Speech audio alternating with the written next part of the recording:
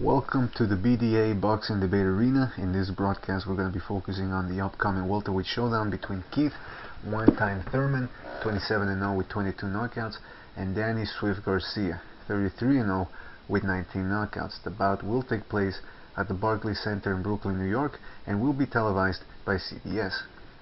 Now, the interesting thing about this bout is that Keith Thurman and Danny Garcia are actually very similar boxers.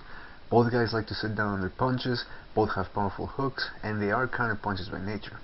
The key difference lies in their execution of that style.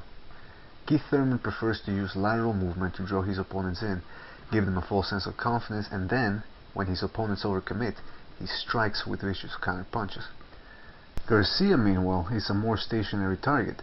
He puts aside excessive foot movement and employs a basic catch-and-shoot strategy from which he can deliver his power punches, often discouraging, hurting, or downright knocking his opponents out cold.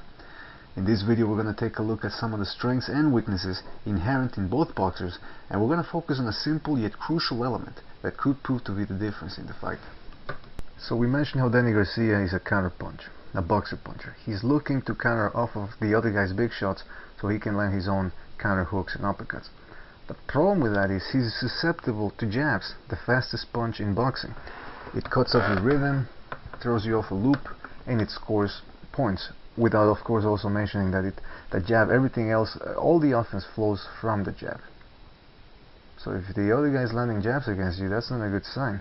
It means that other punches are coming. So let's just take a look at Danny Garcia's fight against Mauricio Herrera, in a fight in which a lot of people thought the veteran Herrera should have come out the winner. And here we see Herrera jabbing up and down, just throwing shotgun jabs, leaning in, snuffing Danny Garcia's work when he gets very close in. Look at that. He's raking Garcia with jabs, and this is a sequence where this is the problem with Danny Garcia. See, he's too focused on, he's looking out for the power punch. He's not focusing on jabs. He's not worried about jabs, but a jab, like I said, it scores points. It can snap your head back, hurt your neck, hurt your back, which reduces mobility, and it bloodies your nose and makes you just look bad. And in this fight he looked bad, and here you see him, he's looking to roll with the right hand. He's expecting a right hand, so he rolls, and Mauricio Herrera says, nah, you know what, I'm going to throw a jab. Boom, wide open for the jab. And see, Garcia tries throwing the right hand, but by that time Herrera is out of the way. Very good control of the distance. Let's keep going here. Again, more jabs, tripling at the jab, doubling up on the jab. Lands a good right hand in there. Both guys landed the right hand actually, but that's because that all stemmed from Herrera's establishment of the jab. Garcia wasn't expecting that right hand coming. He was expecting a jab. Again, jab, jab, jab. Beautiful move here. See, now Garcia is expecting the jab. He's so focused on the jab that when Herrera switches to a southpaw stance and throws the left hand from a southpaw position, Garcia doesn't see it coming, and then of course Herrera here jumps in, gets so close that Garcia can't even land any precise punches or any good solid punches, because the distance is too close. Look at that little feint there, because Herrera, the veteran, he knows Garcia is looking out for the jab, so he says, look, I'm going to feint, either going to throw he could throw the right hand here, or he could throw the left hand in a sort of like semi-uppercut fashion, but he didn't throw anything. But it just goes to show how psyched out Garcia was from eating so many goddamn jabs. Again, another jab, more jabs, right on the chin. Don't think that this isn't bothering Garcia, by the way. This bothers any fighter. Look, they're wearing, yeah, Herrera's not a big puncher, but they're wearing 8-ounce, 10-ounce gloves. They're not tickling each other in there. Jab to the body, right hand upstairs, mixing it up, more jabs, tripling up the jab. Garcia trying to defend, but he's just overwhelmed. He can't see the punches coming. Now this is the fight, Garcia's first fight with Rick Morales, in which he came out the victor. But again, the old veteran able to get off some of his own punches in there, especially the jab. Now in this sequence he's just feinting with the right and then tries to come up with the left, and Garcia buys the feint and backs off onto the ropes. He's able to roll out of it, roll off the ropes, but still, I mean, he was backed up. Look at this, jab to the body, jab upstairs, more jabs. I don't even have to say jab all the time. Look, you're seeing it for yourselves. Here we see the fight, Garcia's fight against Lamont Peterson. Now the reason why I'm showing this fight is because Peterson is going to try to do what Keith Thurman does in this fight. That's what he's trying to do. He's trying to frustrate Garcia with movement, the same way Herrera did. He's trying to throw the jab. The problem is, Peterson in this fight, he couldn't really establish the jab, but his foot movement and lateral movement did frustrate Garcia somewhat. You can see him here, Peterson that is, moving, trying to throw the jab. Garcia, of course, a good fighter, counters off of it. But see here, Garcia, not all that comfortable chasing Peterson. See, Peterson's just, yeah, Peterson's not doing much himself, he's just moving, but Garcia can't close the distance. Now see, here is a problem with Garcia. So he leads with a left hook, no jab. I mean, he tried feinting, he tried going to the body with that left hook. He misses, follows it over the right. Peterson, beautiful rolling defense there. Rolls with the shot and tries to come back with a right hand. Oof. That didn't land, but could have just about landed right there. Now this is what I like about Danny Garcia. Yes, he's susceptible to jabs. He's not the most quick fighter in there, either of hand or feet. But he lets his hands go. And that's what judges love to see. Judges love a guy that lets his hands go. For example, the Baidu Jag versus James DeGale fight, right? Jag was landing the cleaner shots, but every time he hit DeGale with something, DeGale would come back with a 6-punch combination. And yes, Jag was blocking him, and I actually had Jag winning the fight. But the judges, like I said, they love a guy who lets his hands go. There's a reason why Sugar Ray Leonard was so successful in his career, because you gotta shoe shine, you gotta let your hands go. Create the benefit of the doubt. You give yourself the benefit of the doubt. And the judges say, well, you know, the other guy landed a clean punch every 2 minutes or every 30, 40 seconds, but the other guy was letting his hands go too, hitting on the elbows, the shoulders, the arms. So, and this is what Garcia does here. Look, goes to the body, beautiful left hook, another right hook to the body. So he's trying to find his weight. He's waiting. He's throwing body shots. Look how quick he counters here. This is Garcia's style, catch and shoot. Let's see that in slow motion. Peterson feints as if he's about to maybe throw an up jab. He throws the right hand to the body, but Garcia is waiting for him. He catches a shot, and then short little left hook. And you see he was about to follow him up with the right hook too, but he saw that Peterson was out of position, out of the way, too far away. So he said, nah, you know what, I'm going to save it for later. Now here's Peterson moving again, and here's Garcia saying, "Now come on." See, Garcia's frustrated. He's frustrated. What else would what other reason would he do that for, right? If he's not frustrated, because he's not used to chasing a guy around the ring. Again, Garcia letting his hands go. Peterson tries to pot shot. He rolls under the left hook, but Garcia is right there, meeting him with some body shots. Garcia knows how to let his hands go. There's a reason why he's undefeated. Again, catching and shooting. Catches a shot. And I didn't like that he overextended his left hand. He actually ate a right hand, Garcia that is. But still, he's in position to throw his offense. Peterson trying to jab. And now that's the thing. He's moving so much that he's lulled Garcia into sleep. And he takes a right hand there.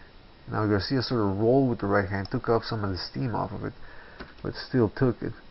Then he blocked the follow-up with hook. Now see, this is Garcia again. Like I said, there's a reason why he's undefeated.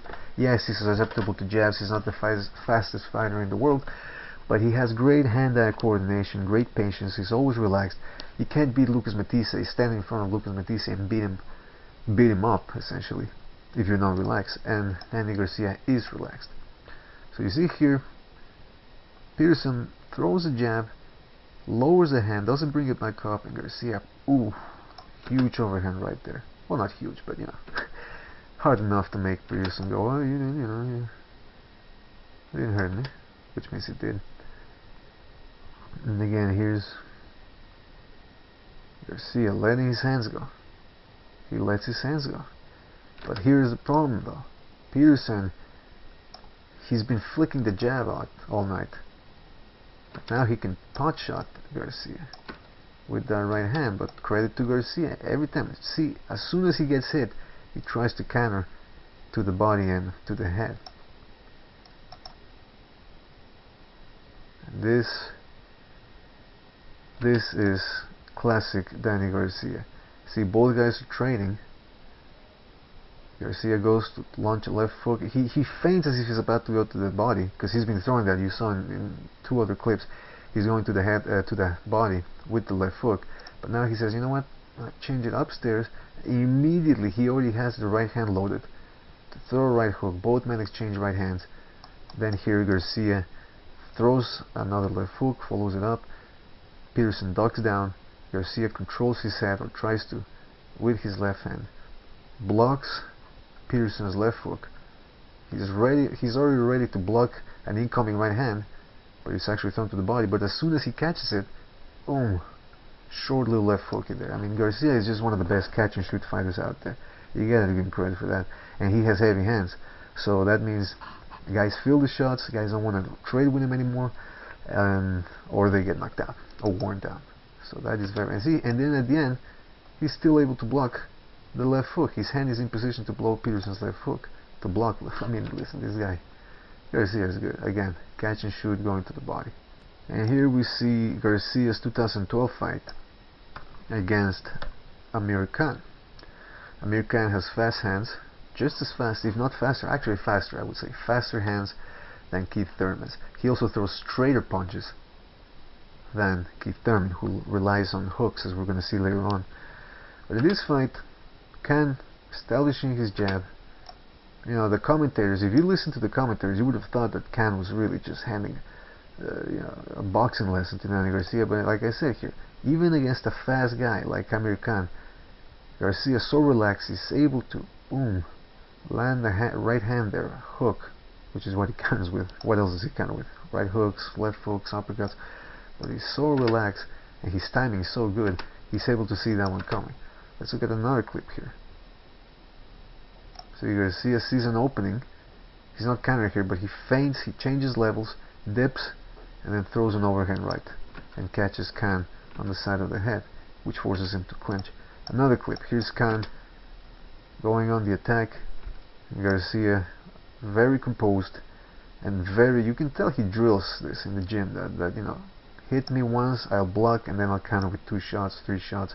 Starts to the body, ends with the head, or vice versa. Very varied attacking or counter attack from Danny Garcia. Again, Khan comes in fast, starts out with left hook, leads with the left hook, right hand. Garcia is ready. He knows that Khan, common sense here. If the guy throws the right hand, he's not going to throw the left hand. So you got to counter over that left hand with his own, with his right. And he clips Khan on the back of the head, sends him reeling back. So he's letting Khan know, hey, listen, man, you, if you want, you can throw all the punches you want, 3, 4, 5 punch, 6 punch combinations, but I'm going to counter you. I'm going to counter you, and that's what Garcia is doing here. Again, look at that. He's so aware of what's going on. He can't just. He's got too much heart for his own good. He wants to rumble. So he says here, boom, boom, boom, catches the overhand right. And he says, nah, you're not gonna catch me with that anymore. I'm gonna get you back. So he throws a lead left hook. Garcia is already look at Garcia's left hand. It's already up. He's ready for the right hand. He throws his left hook, overhand right. Khan loses balance, stumbles forward. You could tell. I mean, I remember watching this fight live. At the moment, while I was seeing, I was like, well, Khan's getting hit with some counter punches. With his chin, if he's not careful, things might go bad for him. Look here, again, little jab.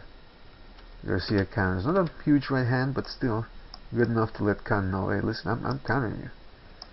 And this is finally another overhand right. Look at Khan. He feints, but he lowers his hand, and then he tries to jab again. Garcia's waiting for him with an overhand right, and he gets out of the way before Khan can reply with his own punches. Again, another overhand right. How many overhand rights can you? Oh, how many overhand rights can you take, right? And look at this. Khan losing his composure, leads with another left hook, right uppercut, leaves himself open. You know, you shouldn't be. Technique dictates, boxing technique dictates that you shouldn't be throwing uppercuts from that far away. And you know, Khan, he's so fast, he thinks he can do whatever he wants, because he'd been landing punches in this fight against Danny Garcia. Make no mistake about it. You saw a clip before. You can tell. You can see Garcia. You can hear, yeah, his face is cut and a little bruised. You know, he's been taking shots. So Khan does have confidence. I mean, he has reason to be confident, but still not too overconfident, because like I said, look at this. Garcia is landing shots. But here Khan makes a mistake of starting from too far away and gets hit with a beautiful left hook, counter left hook. You can't trade with Danny Garcia. It's just not gonna work out for you. Look at this. Beautiful left hook, right on the chin. A chin which Khan, unfortunately, cannot improve at this point in his career. Now let's take a look at Keith Thurman. Again, similar style to Danny Garcia, but with a couple of differences, which are, the main one is that he likes to move around more than Danny Garcia, and he does have faster hands. So in this the opening round against Shawn Porter, Thurman's last fight and his biggest win so far, both guys start out, you know, filling out round, trying to size each other up, get each other's rhythm down, trying to close the distance. And here, see, as soon as the round starts, you know, pawing each other with the jabs, not really committing to it. There, Thurman commits to it, but you see how he pulls the left hand back a little bit before he throws it, thereby telegraphing the shot. And Porter sees it coming, and you know, doesn't get hit by it. But then Thurman says, you know what, I'm not a big jabber, I'm just gonna try and see if I can get him with a big right hand here. He throws a left hook, trying to set up the right hand, but it didn't come out. But he still, nevertheless, he threw a lead left hook, didn't connect flush on Porter's chin, but it was enough to move him and make the crowd and the judges go ooh and ah, which is what the judges are very excited when these type of power shots get thrown from a distance. And here's Shawn Porter trying to get his back, and see, doing the right thing. He's a shorter guy, he has to come in behind the jab. So what he does is he flicks the jab out there, goes downstairs. Keith Thurman lowers his right hand, trying to parry that shot. Shawn Porter changes levels, he dips down and then comes upstairs with the jab, which connects, and a little grazes him there a little bit too, backs Thurman up. Short guy shouldn't be able to do that though. But again, Keith Thurman, not a big jabber. Again, here's Thurman dispensing with the jab and leading with power shots. This is something that Thurman did early on in the fight. Dispensing with the jab and just feinting as he's about to throw the left hand, and then comes in with power shot, an overhand, semi-over right hand. Here's Porter putting pressure, hits Thurman with the jab, and Thurman just runs away, uses his legs to deftly avoid any further contact with Shawn Porter. Now here again, both guys trade jabs. Thurman again, look, he telegraphs the left jab, sort of pulls it back a little bit. Porter sees it coming, lands his own jab. Thurman doesn't like the fact that he got hit, so he tries to move away. And this is what Thurman does. He moves away, he lulls you to sleep, like I said before. He backs up, boom. See that? Just when you think, oh, I'm chasing him, he's running away, he's scared. It's like the riot police. Riot police do that all the time too. When they're against the mob, you know, they start backing off as if they're scared. And then when the mob least expects it, they jump forward and they start fucking them up with their batons. And that's what Keith Thurman does. plants his feet, throws a vicious right uppercut. You know, Porter semi-blocked there, so he wasn't too hurt. Again, look at this sequence here. Thurman leading with the left hook, misses, and then throws a right hand, but he overcommits with the right hands. Look how he's overcommitting. He's a little out of position there. His left hand is too low for my liking, but then again, Porter himself is too far away, so he can't really capitalize on it. But still, these are the type of things you don't want to do against a counterpuncher like Danny Garcia, especially a counterpuncher who has heavy hands like Danny Garcia. Here again, Thurman dispensing with the jab. Porter coming in. He allows Porter to come in, but then Thurman really doesn't really care about the jab, because he just wants, he's looking to get his power shot in, and again dips low, puts the jab out there, and then throws a right hand. Porter sort of like a semi-blocked the punch or rolled with it, but he took some of the steam off of it, but the punch still landed. And again here, see Porter dips down and lands that jab against a taller man who has the reach advantage. And I don't know, would you say Thurman has faster hands than Shawn Porter? I would say slightly. And still Porter, he's getting the jab.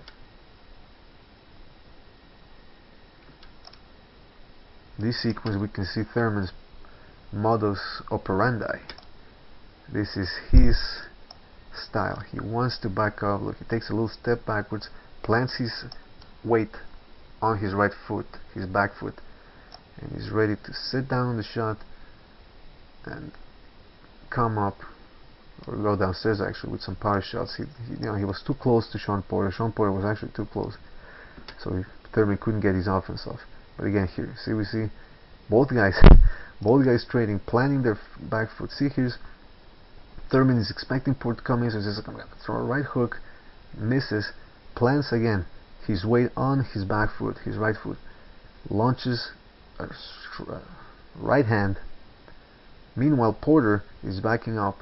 He plants his own weight on his right foot, his back foot, and tries to come back with some shots, but Thurman is ready for him. He's waiting for him, throwing vicious power punches. But here's the problem though.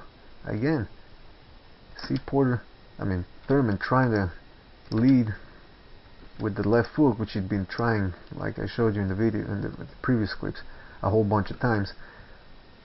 Porter's, he's waiting for it now. He sees it coming, and he wings a right hand. Not a lot of power on it, a little too wide, but still, caught Thurman on the back of the head. Those type of punches, they can't feel good, especially after the next day. I'm pretty sure Thurman felt that one the next day. Porter trying to work there, still trying to work. Again, you saw them. Thurman backing up, waiting, plants his feet, throws a hard left hook. I think it landed a little bit. No, it didn't land. But you can see what Thurman is trying to do. He's trying to plant the seeds for a big shot, and a big shot is what he'll get later on. Again, no jab. Let's look at that sequence again. No jab. This time Porter knows it. He knows, okay, he's going to throw the right hand, so I'm going to counter that big overhand right with my own shots. And they trade.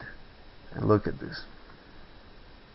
Okay, Keith Thurman can't do this against Danny Garcia. He throws the right hand. Porter's waiting for him. Tries to counter with a left hook and a right hand. Thurman is waiting. He loves these exchanges too. So he throws a left hook right away, a right hook. But look how open he is. Look how open Keith Thurman is. Look how low his left hand is. He doesn't care. He just wants to trade. And he lands that left hook again, a little too wide. The left hook, just like Porter's overhand right. So not a lot of steam on it, but still it lands. But I mean, does Thurman really want to trade with Danny Garcia like that? Again, look at this. Thurman trying to come in with the jab, changes levels, which is good, but he's not committing to the jab. He's not putting it out there. And he dips low.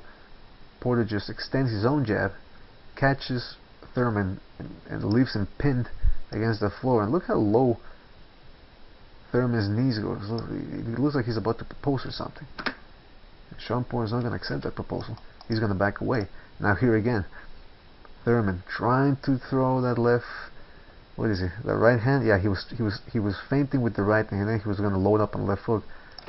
But Porter saw it coming and landed an overhand right. Now let me tell you something. If Porter can do this, you guys don't think Danny Garcia is able to do it too? You saw the clips I showed you before. Danny Garcia has great hand-eye coordination. He sees the punches coming. He's a good counter-puncher. He's going to catch Thurman with some shots if Thurman decides to keep doing this type of malarkey, or whatever the fuck it is. Boom. See? Lands that overhand right. And then Thurman overcommitting, no jab. Right hand to the body, he's out of position. Shawn Porter just tries to jump up on him and clinch. Again, both guys here, no jab, just trading. I mean, it makes for a fun fight. I'm not going to complain. I love a fight like this. But I'm just saying, there could be a smarter way about it, to go about this type of fight. Maybe a smarter game plan. I don't know. Again, look here. Thurman trying to... Not coming behind the jab. And again, I'm not the only one that noticed that Thurman wasn't throwing a jab in this fight. The commentators for the CBS feed, the Showtime commentators working for CBS that night, noticed it too. And let's see what they have to say in regards to Keith Thurman's lack of a jab. Thurman trying to establish that jab. It's been a key weapon for him recently. And he's only thrown 22 so far in this fight, and that is a low number for Keith Thurman. A low number indeed, and it's something that's problematic for Keith Thurman because, like I said, taller guy against Shawn Porter. You know, he had more reach. He had the reach advantage, had the speed advantage, I would say, but he's not throwing a jab. Now, I'm not going to disparage Keith Thurman all that much because he's undefeated. I mean, look, the guy's 27-0 with 22 knockouts, and he did beat Shawn Porter. It's not like he lost to him. But again, you have to wonder how much easier would the fight have been if he had employed a jab. Now, let's take a look at, again, I'm criticizing Keith Thurman's lack of a jab, but he did win the fight, and you can see why here. Finally, he's able to get Shawn Porter with one of his power shots. What happened here is, let's look at this in slow motion. They just had an exchange. Now they were separated by the ref. Porter tries to come in. Thurman sits down on his shots. Look how much torque he puts into that left hook. Thurman does. I mean, this guy's a power puncher all the way through and through. He wants to hurt you with those shots. So he misses with the left hook. He sees that Porter still wants to come forward, so he sticks the jab out there. Just paws at it, not really.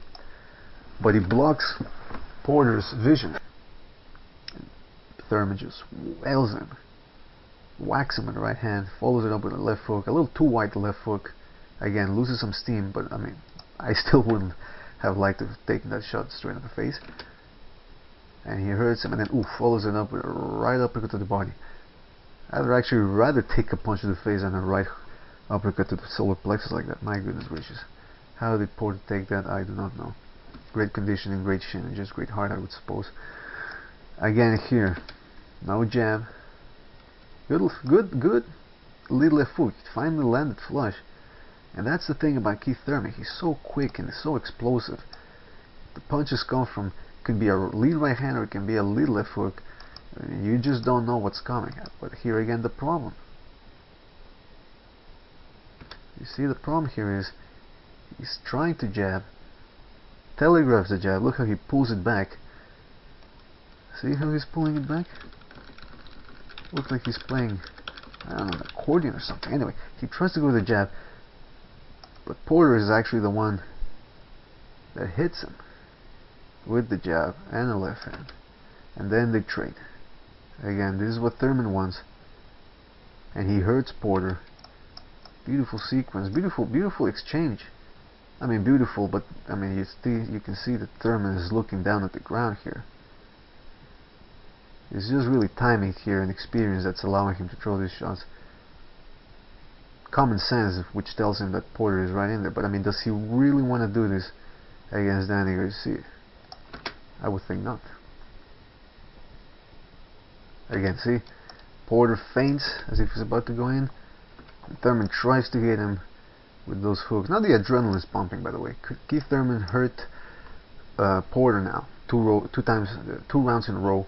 So he wants really to just get him out of there if he can. But look how wide open he is. Right hook, left hook, right hook. What's wrong with a jab? Why not use a jab in that situation? Speaking of jabs, there's Sean Porter stepping in with his own jab. Again, let's look at this. Jabs upstairs, catches Thurman flush. Thurman not jabbing back, just trying to cover up and get away. Porter dips low and tries to get him in the body. But then Thurman, very smart, gets out of the way. But then look at that sequence right there. No jab from Thurman to keep Porter off of him. And Porter just says, okay, I'm going to land this overhand right. He dips, he ducks under the left hook and follows it up with a left hook of his own. Beautiful. And then he controls Thurman with his left hand and lands a left hook or uppercut, semi-uppercut to the body. You can tell that Thurman didn't like that. He blocked right away. Look at this. Oof. But then to Thurman's credit, he tries to answer back because he knows he's got power in those hands. So if he gets hit, he's going to come back, which is why he's undefeated. He's got the heart of a lion, this kid Thurman. He gets hit and look at that, punching back. But he's not where he wants to be. He doesn't want to be on the back against the ropes like that. Alright, so we saw each fighter's strengths and some of their weaknesses. Now, we're going to offer a little resolution here to Keith Thurman. Danny Garcia, I don't think, can improve as a jabber, although you never know. Leo Santa Cruz, in his rematch against Carl Frampton in 2017, he wasn't supposed to improve. He wasn't supposed to beat Frampton, and yet all he did was implement a little jab, sharper reflexes, and he was able to get the job done. So why couldn't Danny Garcia or Keith Thurman do the same thing? Now I think in the battle of jabs, whoever has the best jab, the most accurate jab, and the better timing is going to win. Now both guys, I think I would say that Danny Garcia has better timing, but Keith Thurman has better hand speed. Now we saw Keith Thurman when he jabs, he pulls his hand back before throwing it, slightly telegraphing it, and I think the thing he's going to have to do is he's going to have to improve on that jab. Anybody can improve. Like I said, Leo Santa Cruz, he wasn't supposed to beat Frampton. He wasn't supposed to beat him. Whether slugging with him he was going to lose, or whether he tried boxing he was going to lose. That's what people were saying. But he came in with a game plan, he sharpened up his reflexes, sharpened up his jab, and he was able to get the win. So I think Keith Thurman, who has the excellent Dan Bergmingham in his corner, can do something similar. I'm going to demonstrate through some videos here the proper way to jab and how a little adjustment can make a big difference in the jab. Let's see what martial artist and actor Michael J. White has to say about it. Like this, right? Now I'm gonna throw three jabs. Right. Don't let me hit him. Don't let me hit your hand. So what you want me to do? Just move it out the way. All right. So now notice the speed of the first two. Right? Ready? Yeah. That's 1, 2. Okay, now here's the third one. Don't let me hit it. Ready? Yeah. How the hell? Come on, man. Now you got to ask yourself, okay, the first two I threw faster. Mm-hmm. Those I'm throwing not even half as fast. It's just the way I'm throwing it. Right. You see, and so it's because I'm not throwing from the shoulder like this. Right. I'm going straight. I'm not telegraphing. Exactly. Okay. Most boxers, even when you're practicing, Right. you do this. Exactly. So I'm coming. Look, I'm going straight. My whole body language, everything's going straight. Right. It's not doing this. And now let's see what former heavyweight champion of the world Lennox Lewis has to say about throwing a proper jab without telegraphing it. I'm showing you how you do it and how you're supposed to do it, in a sense to get more speed out of it. So my hands here doesn't drop back to throw. It comes right from here.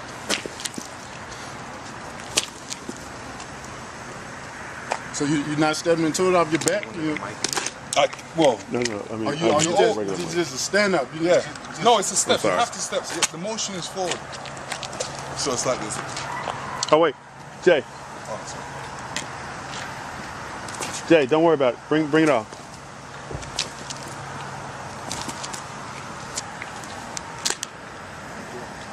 So from there. So that tells you I've actually moved you closer to the target. Right. So you're closer to the target now. So, you know, you don't have to bring it. It doesn't have to start from here. So just to demonstrate what Michael J. White and Lennox Lewis were trying to illustrate in regards to the jab, I'm going to show you how we showed you how Keith Thurman fought Shawn Porter. Now let's show you how Kell Brook beat Shawn Porter by implementing a jab that remained untelegraphed. So here you see the first round right away. Look at this jab. He's stepping into the jab. Kell Brook is looking, but see, a hand is up in position, the fist, and very little telegraphing. Nice straight punch from quite a distance. That's why you can see here Kell Brook's lead foot springing forward and catching Porter with a jab. That's a second round. That's the second round, not the first. And still, see, trying to launch that jab, maintaining the distance. He missed the jab there. He missed the jab. You can't land every jab. I mean, if every boxer out there could land a jab whenever they wanted, it wouldn't be much of a fight now, would it? But still, not a lot of telegraphing going on there. It's just Shawn Porter's amazing reflexes got him out of the way there. But they couldn't help him all the time. See, Porter doing the same thing he tried to do against Thurman. He's moving his head, trying to close the distance, but Kell Brook sees it coming. Very little telegraphing there. Boom. Catches him square in the face. Now that lets Shawn Porter know, hey, listen, I can't just barge in whenever I want. This guy's actually going to hit me with something if I'm not careful. Again, look at how far away Kell Brook is. He's using his reach and his height perfectly here. And again, no telegraphing, and he catches Porter. Now Porter tries to answer back like the warrior he is. He's got good reflexes. But Kell Brook lands that jab and then leans back out of the way just enough, just a couple of inches, so that Porter misses with his overhand right. And he also kind of see a little, look at Kell Brook's feet, a little pivoting, a little changing of angles, so that Kell Brook is actually running into the air there, as opposed to right into Kell Brook. Again, this was more of a power jab, trying to hurt Porter there and trying to let him know, listen, you try to come in, I'm going to hurt you with this left hand. Beautiful punch, really straight, compact, just snapping it. I mean, it's just a great punch. See there, both guys landed jabs there. Porter throwing a nice good jab, just like he did against Thurman in certain spots. But he catches Brook's jab too, which means, hey, even if I jab, he's still going to catch me with his jab. Again, another jab here. Look at this. Shawn Porter doing what you're supposed to do, trying to feint, and he jumps in, but before he could jump in, Kell Brook is already throwing his jab. No telegraphing. Boom. Catches him flush on the face, and then he holds. That's what I didn't like about the Kell Brook fight against Porter, though. A little too much clinching for my taste, but hey, listen, it worked, and as long as the ref doesn't take points over or disqualify you, you know, you gotta do what you gotta do. So that was the first BDA Boxing Debate Arena broadcast, where we analyzed the fight. If you have any comments, you know, you disagree with what I said or you agree with what I said, please leave some comments. Tell me where I was right, tell me where I was wrong, tell me it was the best broadcast you ever heard, tell me to go fuck my mother, and we'll see each other in the next one.